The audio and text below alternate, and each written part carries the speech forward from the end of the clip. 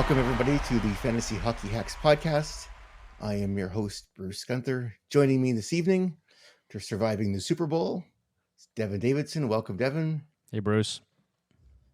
And from the, is it warm over there in Alberta, Tyler? Or are you, was it warm there this weekend? I think it was like +5 today.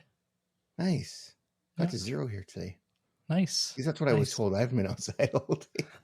Oh, I was scraping my driveway for like an hour today. Yeah, it was finally warm enough. The ice was breaking up on the driveway, Bruce. Oh, that's good. Yeah, I didn't get outside today. I was doing all the housework today. Kitchen, laundry, all that stuff. So that was me today. Oh, I sure wish I made $12.5 million a year so I could afford a heated driveway and not scrape it all day long. Wait till your kids get older. You just buy them a shovel. Right. And an ice pick and just send them out the door. Nathan actually did help me. I was pretty proud of him today. He was out there. I mean, he had ulterior motives. He was hoping I'd give him some information about the whereabouts of some gifts, but that's another story. So anyway, let's move on. All right. We are going to do fantasy preview for week 18. And let's jump right into it here. So we'll start with John's list. If you're a regular listener of the podcast, you'll undoubtedly be familiar with John's list. It's John's shit list of players, past and present. We throw in the occasional commissioner, GM, coach, newsworthy topic from around the world, and an occasional co-host when he doesn't attend. Which has been with more frequency lately. So John's on his own list this week. Just because. Other than that, our candidate for the list today is Morgan Rielly for cross-checking of, is that Ridley, Greig? Is that how you spell it? Ridley, Greig, yep. Ridley, Greig. Hit him in the head with 5 seconds left remaining. The contest between Ottawa and Toronto here on Saturday. Greig made a very questionable. I love the play. What's wrong with a 20-foot slap shot into an open net? Well, look, you It'd can be look more at fun this. if you would have missed it. That would have been funny, actually, yeah. And then Rielly went all Mark Scheifele on him and clobbered him on the boards. So here's the thing, and I haven't heard either of your response to this play yet. I get the code. It's a dumb move from Greig to take a clapper from 20 feet out into an empty net, right? Like you don't do that. But does it matter? Well, 20 feet out, if he does that, there's a better chance he misses the net than if he just lets it coast on the ice. It's not the distance, Bruce. It's not the distance. The people, like the NHL players, are mad because he took a slap shot at an empty net, right? It was a dumb move. And it's an unwritten rule in hockey, right? So I get why they were upset about it, but to me, this was a pretty severe overreaction from Morgan Rielly. And we talked about David Perron, right? Like you weren't happy when he took a shot at whoever hit him in the head. This is the same thing. It's Morgan Rielly cross-checking someone in the side of the head, and Rielly got an in-person hearing for this, so he could get Scheifele time out of this. Yeah, I think he'll get 5+ games. Yeah, because it wasn't a hockey play. That's the thing that I'm also going, like, I don't like the play from Morgan Rielly. All the Toronto fans and media can talk it up all they want. Like, it was a dumb play from Morgan Rielly. It was just an overreaction. They'll say it was a great play until the NHL comes down and says he's missing the next 9 games, and then they're gonna be freaking out. I don't think it'll be that much. I think it's between 5 and 7, but I'd say 5. Like 7 seems heavy to me. But anyway, Tyler, you've been injured. Tyler's like rocking in his chair. I want to hear Tyler's response to this. Let's go, Tyler. Let her fly. Yeah. I think it'll be 6 games. I mean, taking a slap shot in open empty net is stupid. What Morgan Rielly did was stupid. They're both stupid. Like, you shouldn't do that because it is kind of showing up the other team. Like, you're hammering home the fact that you're winning the game. People aren't going to like that. Shouldn't do that. You also probably shouldn't skate across the ice and cross-check somebody in the side of the face. So, I mean, if anything, cross-check him in the ribs and then punch him, and he wouldn't have got anything. Yeah. It's the fact that you skated that far and leaded into his head. And the league, with everything else that's gone on, like head contact when you deliberately go for somebody's face, especially not a hockey play after a whistle, after a goal. 5 seconds left in the game. Yeah, you can't do that. You can't do that. Somebody in the broadcast, sorry, Bruce, somebody on the broadcast brought up Patrick Laine, right? That whole play with, was was Rasmus Andersson, right?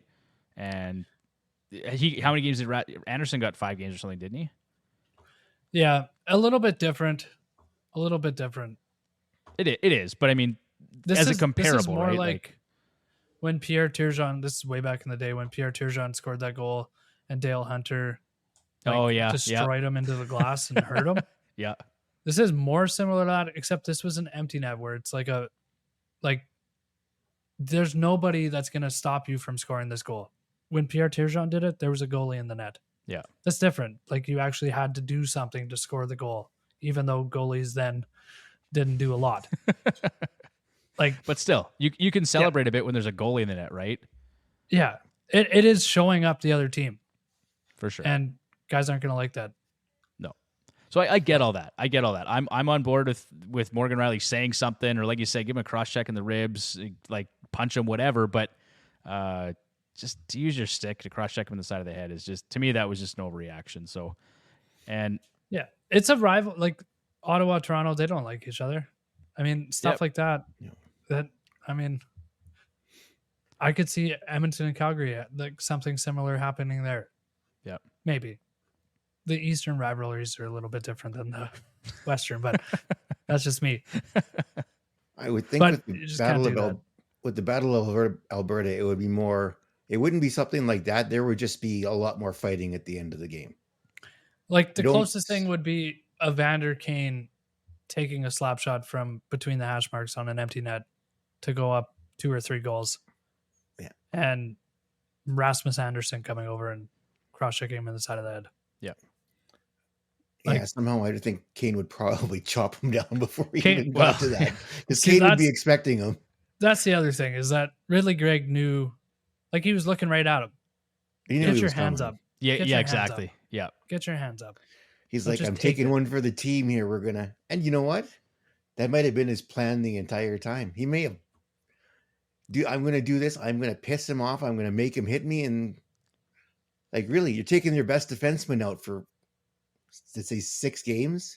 Maybe. Like, the Leafs aren't playing well to begin with, and you lose your best defenseman for 6 games because he did some bonehead thing? Yeah, Greig's going to laugh all the way to the bank for that. I don't think Greig was... It's not a playoff series. Yeah. They're not... They don't even play them again.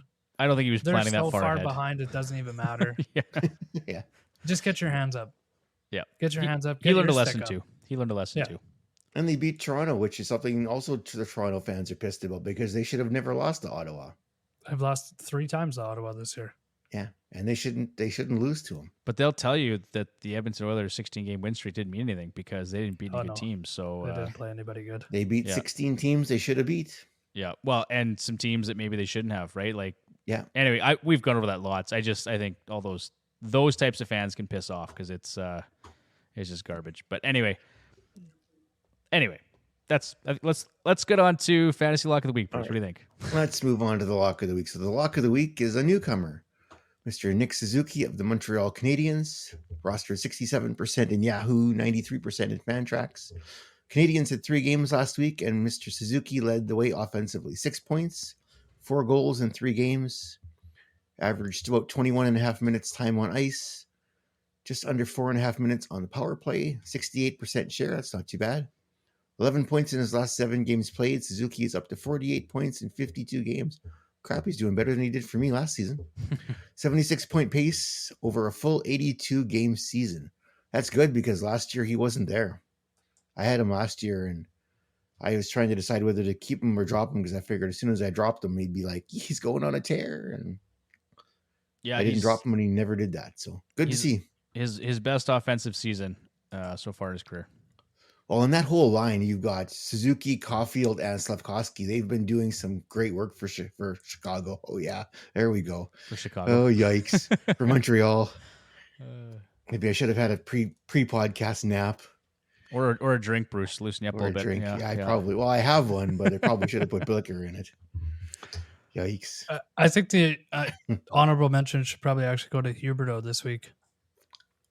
Yeah. Yeah. Surprising enough. He had a pretty good week.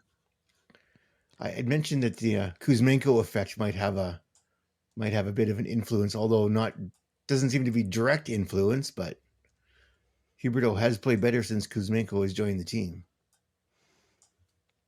Yeah, he's been better of late. That's no question. And I think Flames management and fans will be a lot happier as a result of that. Because Mako seems to have fit in nicely there. Yeah, I think he's got 8 2 points his goals in last 2 8 games. Yeah.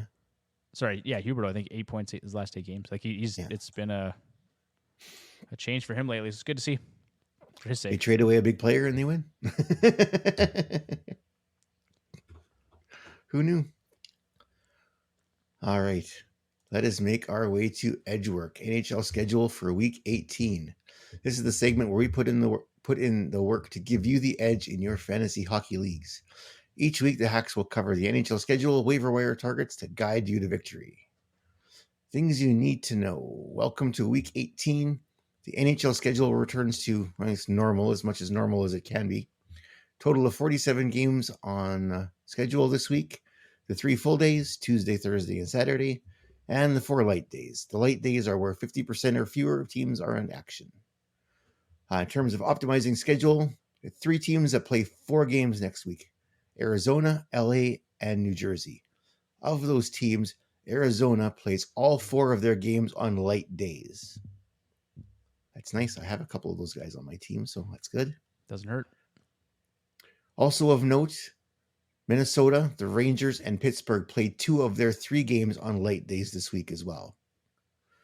Teams to fade this week, Columbus, the Islanders, Vegas, Winnipeg, and Washington, as they only play 2 games this week. Just a quick recap.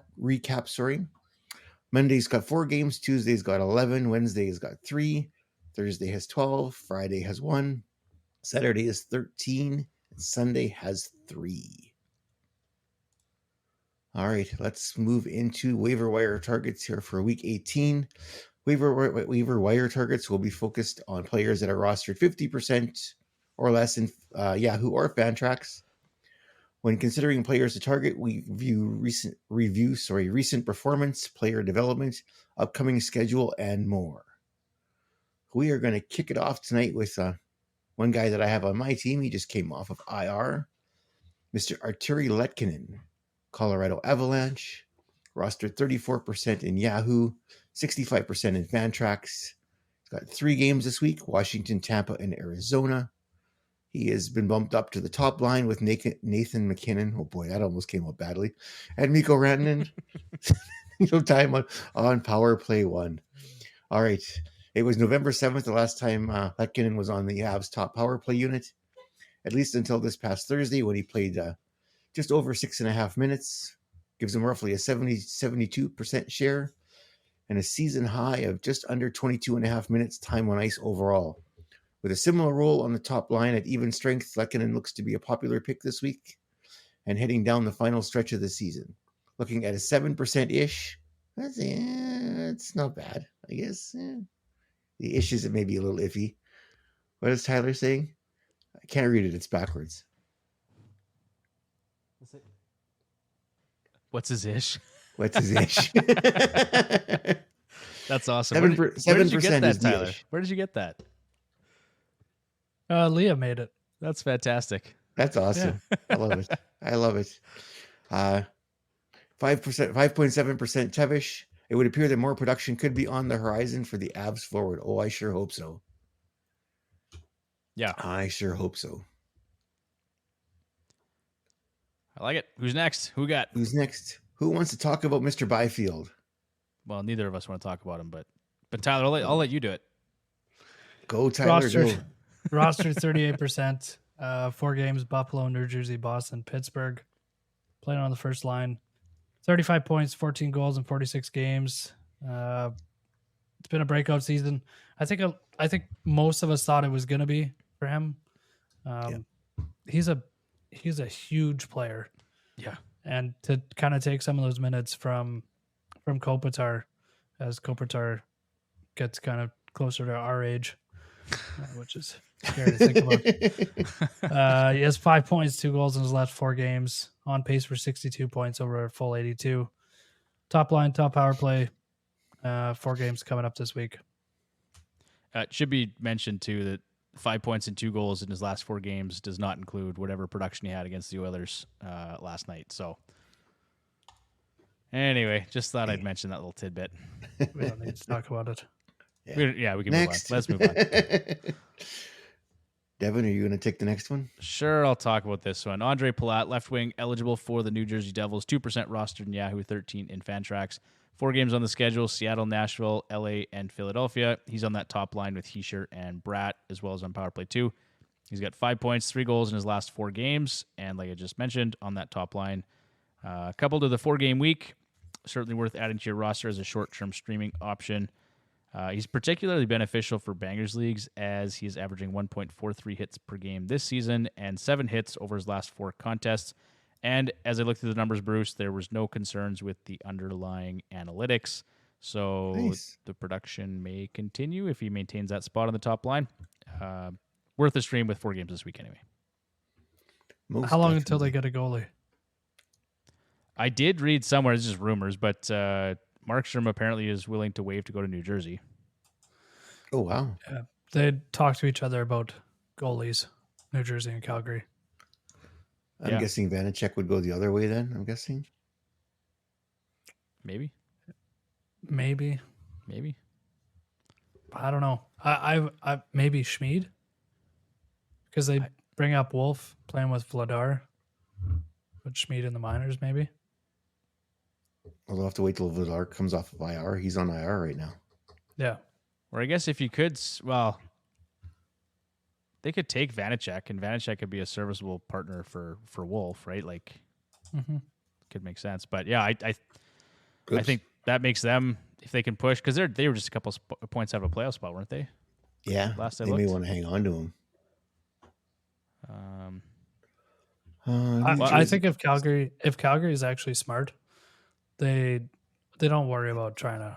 Yeah, no, I was talking about New playoffs Jersey. there. I agree. I think Calgary is so guilty every year of being in the mushy middle, and they always do this. That's the owner wanting playoff Yes. games, but if you're getting a new arena in 3 years, do it now.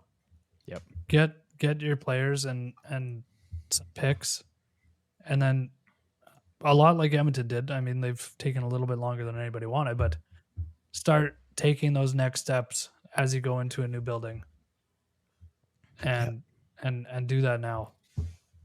I agree. Yeah, you don't want to go into a new building with a terrible team. For New Jersey, though, they're only 5 points back of a playoff spot with 2 games in hand. So, well, and the big thing from anybody that talks about him is goaltending.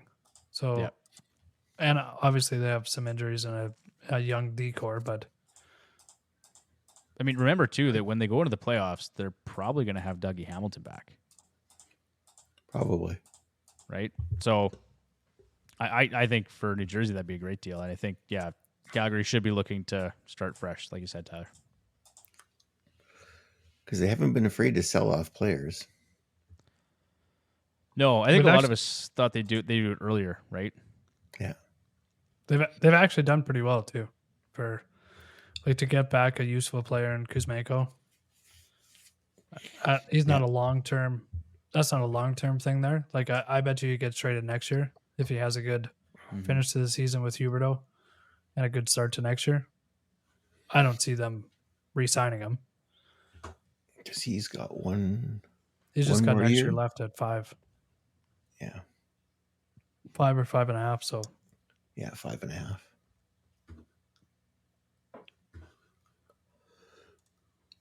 There you go. Okay, let's jump to the next one here, Mr. Slavkovsky.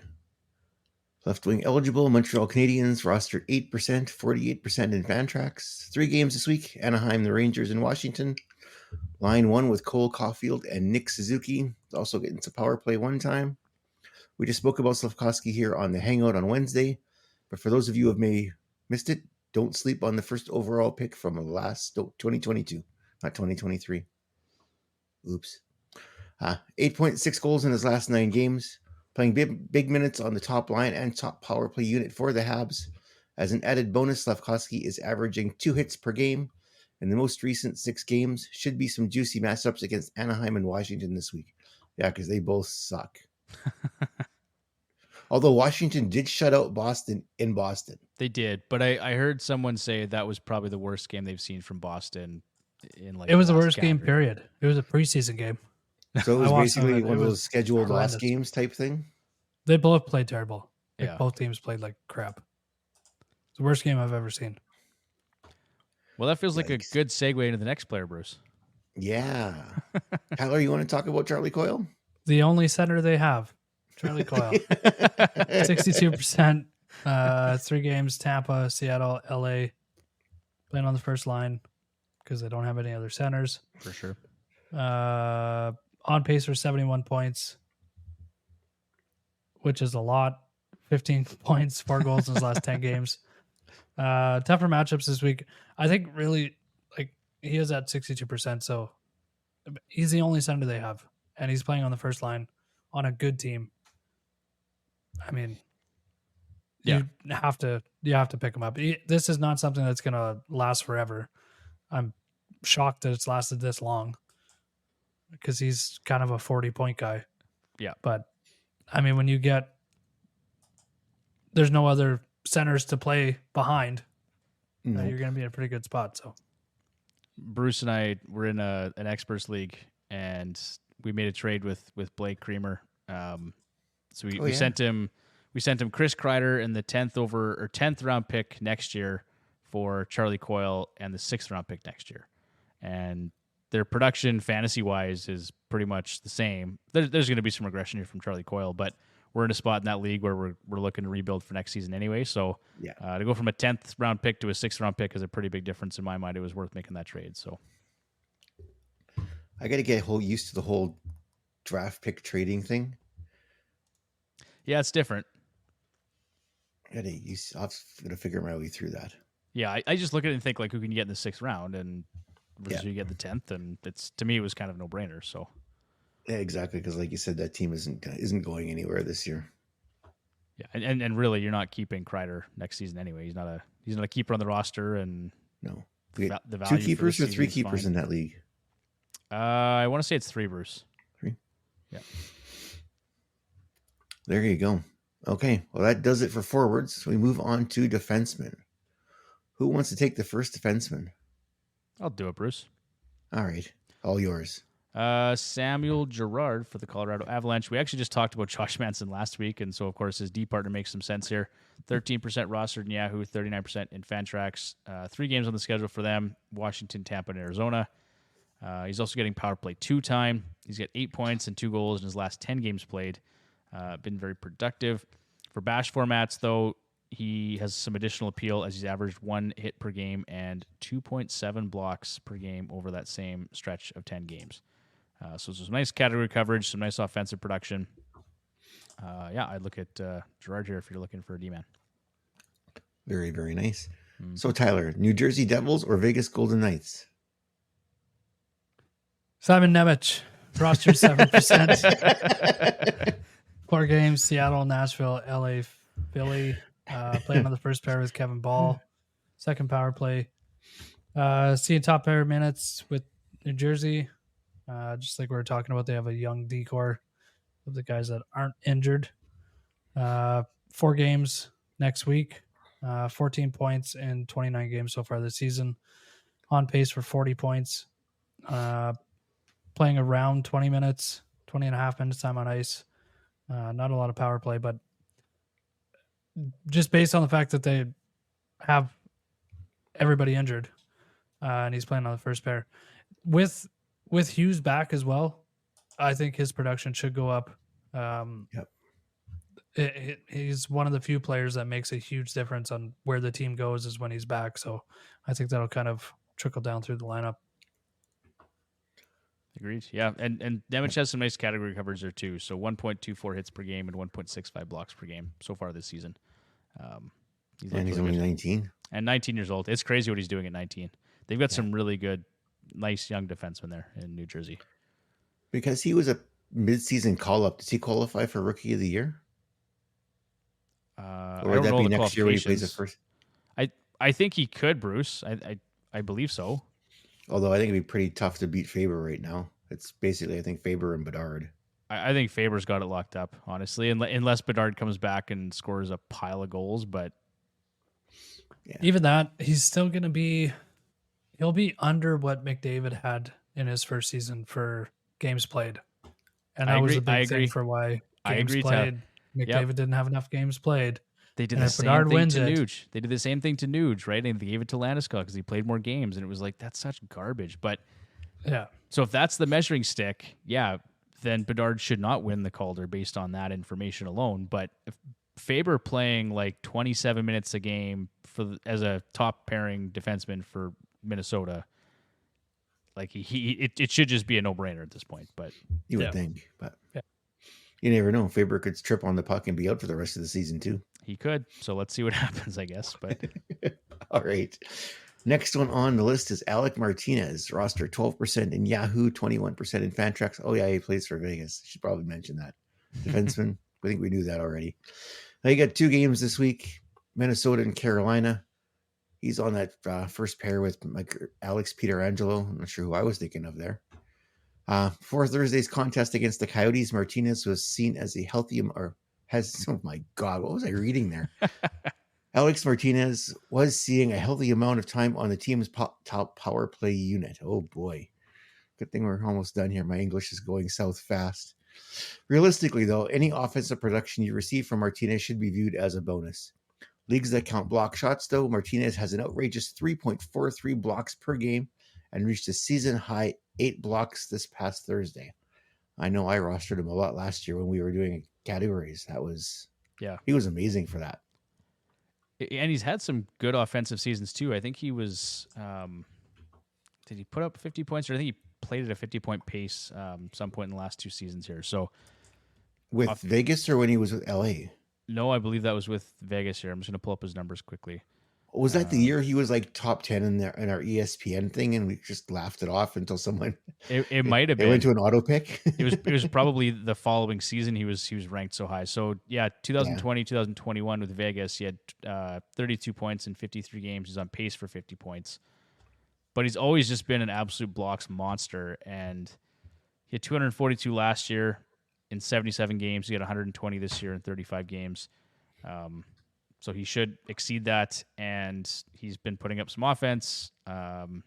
Surprising he was getting so much power play time, especially with Pietrangelo still in the lineup. But maybe P's not doing as well, so they just had to change it up a little bit. I don't even know where their power play ranks. Good question. But yeah, I just someone to look at. He's widely available, 12% roster, like you said. So if you need one, you need some blocks for category coverage, go get them. There you go. All right, that does it for defensemen. Let's move on to goaltenders. And who'd like to take the first one? Maybe I'll do it, Bruce, just so you can't heckle me about Igor Shesterkin. I mean, you probably will anyway, but what an absolute gong show for the Rangers between Quick and Shesterkin. I mean, they have to be thrilled that they signed Quick, but it's been a rough season for Shesterkin. Quick is 44% rostered in Yahoo, 48% in Fantrax, which is also nuts considering how well he's played.